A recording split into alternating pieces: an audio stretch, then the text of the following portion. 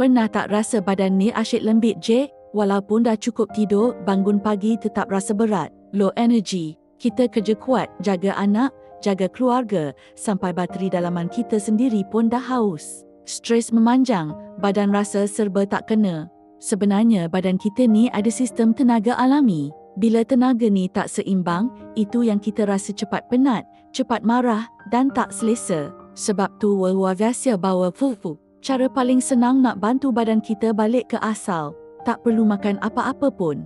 Just stick and go. Ia bantu selaraskan semula frekuensi tenaga kita secara alami, supaya kita rasa lebih rileks, lebih tenang dan lebih balance. Ramai dah cuba, ramai yang dah rasa perbezaannya. Hidup lebih berkualiti bila badan kita harmoni. Tak payah ubat, tak payah telan-telan. Nak tahu macam mana VFP boleh bantu anda? Tekan link atau WhatsApp kami sekarang. Jom rasa kesegaran baru hari ini.